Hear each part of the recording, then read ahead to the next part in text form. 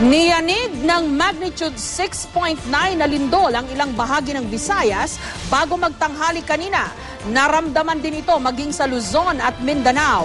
Ayon kay Negros Oriental Governor Ruel Degamo, 13 na ang natatanggap nilang naiulat na bilang ng mga nasawi. Pero sa tala ng NDRRMC o ng National Risk Reduction and Management Council, 7 pa lang ang bilang ng mga nasawi. Pinakanapuruhan ang Dumaguete City kung saan umabot sa intensity 7 ang naramdamang lakas ng lindol. 6 na bayan naman ang nakaramdam ng intensity 4. Itinaas din ang tsunami warning alert level 2 sa mga baybaying lugar pero binawi rin ang PHIVOLCS bandang 2:30 ng hapon. Patuloy raw na makakaramdam ng aftershocks ang mga apektadong lugar sa mga susunod na linggo. May report si Trisha Safra.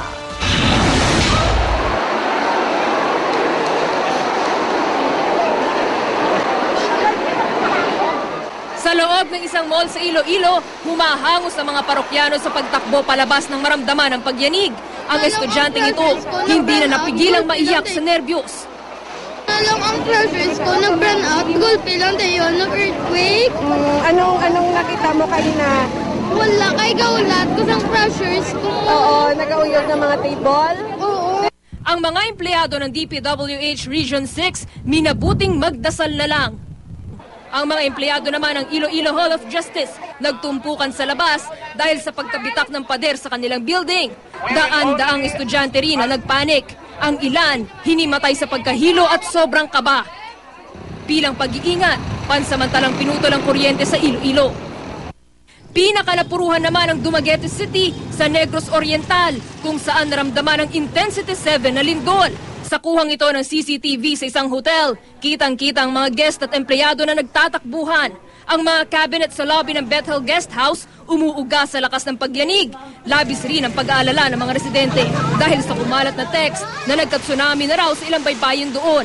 Dali-daling itinakbo ng mga residente ang kanilang mga anak. Ang ilan, bit-bit pa ang kanilang alagang hayop, maging ang imahe na ito ng Santo Niño.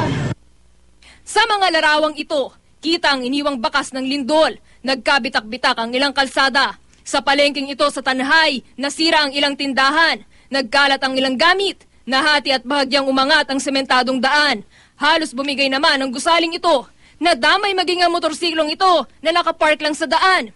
Ang ilan pang sasakyan, nahulog at halos lumubog sa gilid ng kalsada. 2 bata ang nabalitang patay dahil sa mga gumuhong gusali. Sa Bacolod City, nagsilabasan rin ang mga residente mula sa mga gusali. Guyog-guyog ang building nyo, tapos yung dumalagan ko tani diyo, sa karsada, kaya masib lang maimpaka niya kao. Tintrasikan ko, guyog-guyog mo niyo, ganito naglingin ang ulo ko.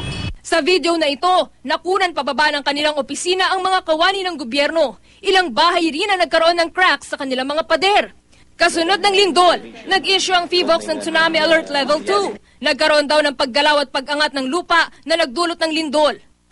This is the first time na nakita namin na may epicenter na ganito kalaki yung lindol. Although for the past monitoring years namin, may napapansin na kami mga maliliit na events occurring dito sa northern side of Negros as well as on the western side. Dagdag pa ng PHIVOLCS, aabutin pa raw ng ilang linggo ang mararamdamang aftershocks sa mga lugar na tinamaan ng lindol. Trisha Zafra, GMA News.